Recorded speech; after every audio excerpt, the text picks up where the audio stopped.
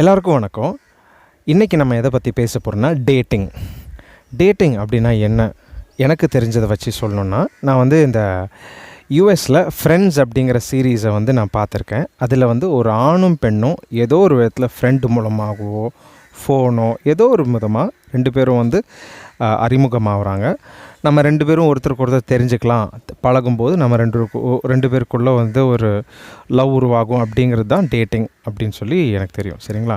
இந்த டேட்டிங்கில் என்ன செய்வாங்க? முக்கால்வாசி சாயங்கால வேலைகளை யூஎஸில் பார்த்திங்கன்னா சாயங்கால வேலையில் டின்னர் போவாங்க.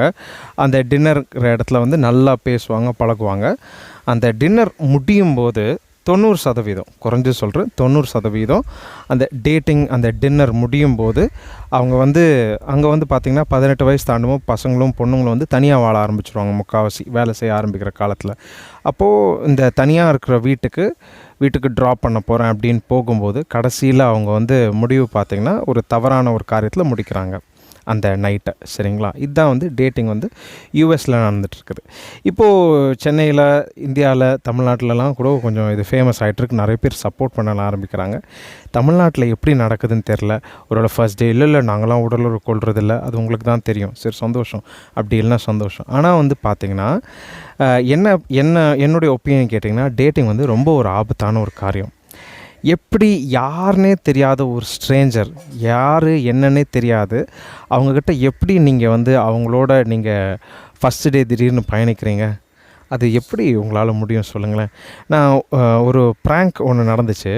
அந்த ப்ராங்க்கில் நான் பார்க்குறேன், ஒரு பையன் வந்து நல்ல ஒரு விலையுறந்த கார் பக்கத்தில் நிற்கிறான். சரிங்களா? கார் பக்கத்தில் நின்றுட்டு வந்து ஒரு பொண்ணு ஒன்று க்ராஸ் ஆகுது. இது 2 வீடியோஸ் இதே மாதிரி பார்த்தேன். Exact scenario. பொண்ணு க்ராஸ் ஆனதும் எனக்கு கொஞ்சம் ஃபோன் தாங்க, என் ஃப்ரெண்டுக்கு பேசணும் அப்படின்னு சொல்லிட்டு. யாருனே தெரியாத பொண்ணு, யாருனே தெரியாத பையன் ஃபோன் கொடுக்குது. உடனே அந்த பையன் வந்து ஒரு ஃப்ரெண்டு கூப்பிட்றான். மச்சான், என்னடா நடு ரோட்டில் விட்டு போயிட்டியடா, நீ வரமாட்டியாடா அப்படின்னு சொல்லி முடிக்கிறான். சரிங்களா? அதுக்கப்புறம் அந்த கொஞ்சம் டென்ஷன் ஆகிற மாதிரி சொல்கிறான். அந்த பொண்ணுகிட்ட சொல்கிறான், என் ஃப்ரெண்டு நம்பி வந்தேன், கடைசியில் போய் என்னை வெயிட் பண்ண சொல்கிறான் 2 hours, எனக்கு எங்கே போகிறதுன்னு தெரியாது, பக்கத்தில் ஏதாவது காஃபி ஷாப் இருக்கா, போகலாமான்னா உடனே இந்த 2 பொண்ணுங்களும் யாருன்னே தெரியாத பையன் உடனே ஓகே வாங்க போகலாம் அப்படின்னு சொல்லுதுங்க. நிஜமாக நான் கேட்குறேங்க, யாருன்னே தெரியாத பையன் கூட எப்படிங்க நீங்கள் காரில் ஏறுவீங்க? உங்களை எங்கேயாவது தூக்கிட்டு போய் எதாவது பண்ணிட்டா? நான் கேட்குறேன், யாருன்னே தெரியாத ஒரு பையன் கூட எவ்வளோ தைரியமாக போகிறீங்க? அன்பு வாலிப பசங்க, இதை பார்க்குறவங்களுக்கு நான் ஒரு விஷயம் சொல்கிறேன். உங்களுடைய முக்கியமாக பெண்கள் தான் இதில் அதிகமாக பாதிக்கப்படுறது. திரும்பவும் சொல்கிற பெண்கள் தான்.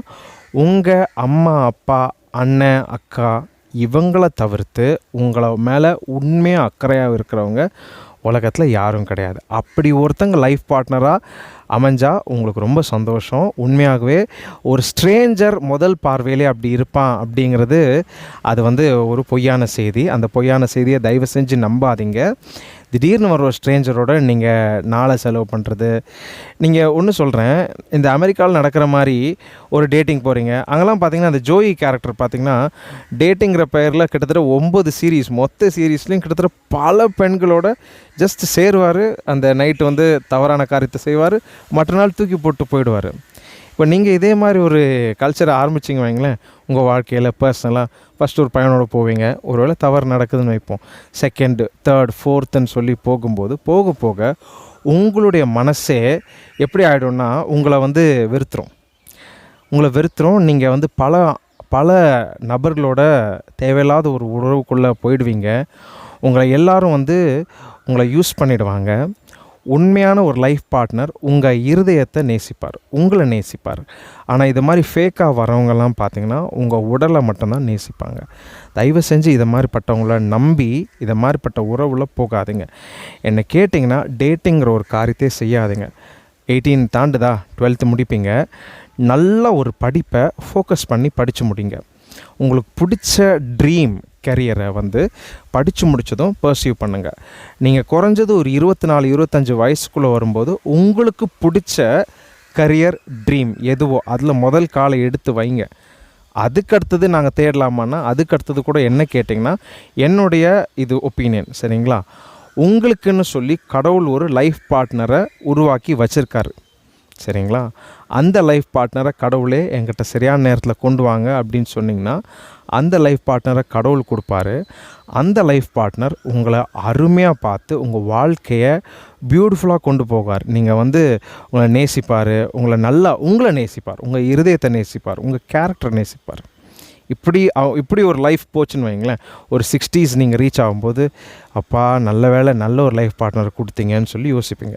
இது டேட்டிங் தான் பிடிக்கும் இப்படின்னு சொல்லி போனீங்கன்னா பல ஆண்கள், பல லைஃப் பார்ட்னர்ஸ் உங்கள் வாழ்க்கையை சீரழிக்கிறது நிறைய வாய்ப்பு இருக்குது. ஒரு 40 வயசு ஆகி நீங்கள் திரும்பி பார்த்தீங்கன்னா உங்களையே நீங்கள் வந்து வெறுக்கிற சூழ்நிலைக்கு உருவாவீங்க. டேட்டிங்கிறது வந்து ஒரு சிலர்லாம் டேட்டிங் போய் ஏமாந்து தொலைச்சி அதுக்கப்புறம் திரும்பி வராங்க. இந்த டேட்டிங்கிற காரியத்தை ஆரம்பிக்காமல் இருந்தீங்கன்னா தயவு செஞ்சு அதை நம்பாதீங்க. நீங்கள் வாழ்க்கையை ஃபோக்கஸ் பண்ணுங்கள், உங்கள் வாழ்க்கையை கடவுள்கிட்ட கொடுங்க, நல்லதாக உங்களுக்கு வாழ்க்கை அமையும். தயவு செஞ்சு இந்த காரியத்தை நீங்கள் செய்யாதீங்க. உண்மையாக ஒன்று சொல்கிறேன், நல்லா கவனிங்க. இந்த டேட்டிங்கிற காரியம் அமெரிக்காவில் வந்து பிரபலமாச்சு.